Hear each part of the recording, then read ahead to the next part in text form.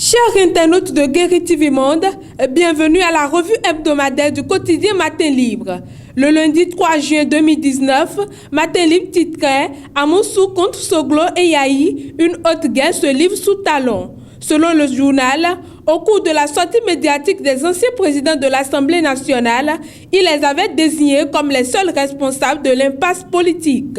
Pour Bruno Amoussou, un consensus était trouvé avec la minorité parlementaire dans le cadre des législatives d'avril 2019. Mais il a fallu que les deux anciens présidents entrent en jeu pour que la minorité remette tout en cause, d'où le blocage. Pour Mike Maouna, malgré les différends que peut avoir Patrice Talon avec ses prédécesseurs, il y a certainement la main discrète de Bruno Amoussou. Le mercredi, le quotidien titre « Bénin, Talon chez le clergé ». Le chef de l'État est allé à l'archevêché de Cotonou lundi dernier. Si pour le moment, aucune information n'a filtré des échanges entre Patrice Talon et le clergé, on peut aisément imaginer que cette visite s'inscrit sans doute dans le cadre de la main tendue du chef de l'État à toute la classe politique en général et à l'opposition en particulier. Patrice Talon est sans doute allé discuter avec l'Église catholique des modalités.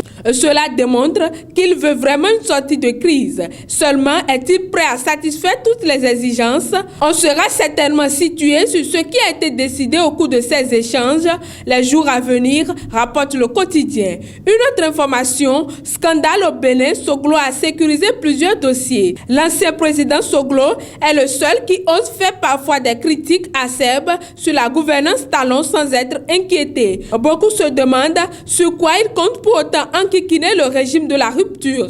Au quotidien Matin Libre de répondre que la vérité est que le premier président du Renouveau démocratique a en sa possession beaucoup de documents sur les scandales qui ont éclaboussé les différents régimes de Kérékou à aujourd'hui. Parlant de l'actualité politique, l'avocat de Komi Koutié se dit préoccupé de la situation sociopolitique au Bénin. À travers une conférence de presse organisée lundi 3 juin dernier à Dakar, Maître Duif a fait remarquer deux faits ayant trait à son client dans son développement. Le premier est relatif à ce qu'il qualifie d'agissement du pouvoir Talon contre son client Komi Koutié arrêté en Espagne et libéré par la justice madrilène après son refus de l'extrader. L'avocat de l'ancien directeur général du Fonds national de la microfinance a également porté à la connaissance des professionnels des médias une arrestation manquée de son client à Conakry après qu'il ait quitté Madrid pour les États-Unis. Pour lui, le pouvoir Talon veut se débarrasser d'un leader de l'opposition béninoise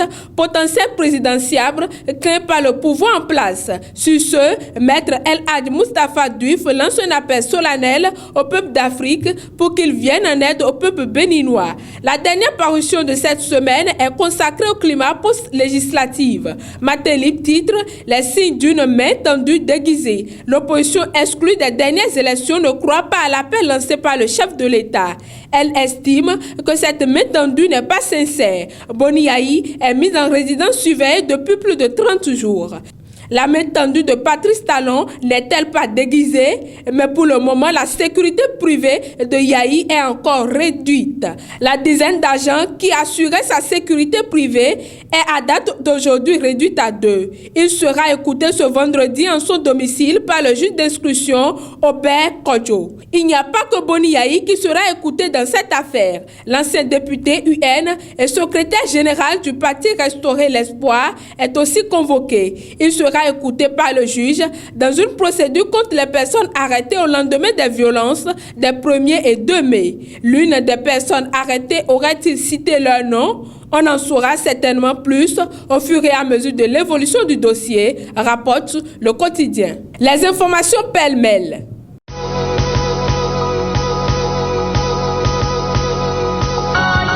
Les actionnaires de UBA Bénin seront en assemblée générale le 14 juin prochain. 4 points essentiels seront à l'ordre du jour. Entre autres, le rapport du conseil d'administration, la présentation du rapport d'évaluation de l'organe au titre de l'année 2018 et le vote des résolutions. La société béninoise de brasserie a mis une nouvelle bière sur le marché béninois.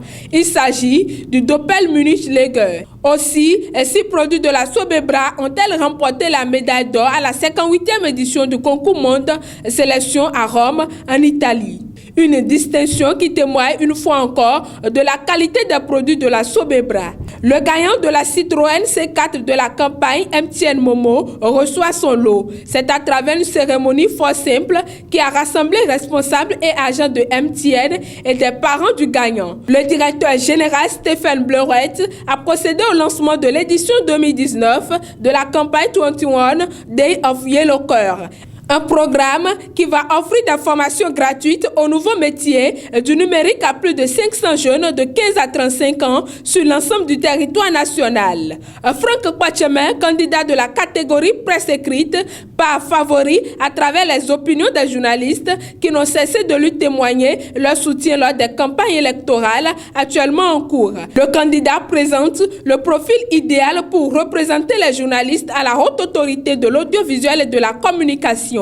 L'on peut donc, sans risque de se tromper, affirmer qu'il a plus d'avantages pour siéger en tant que conseiller de la prochaine mandature.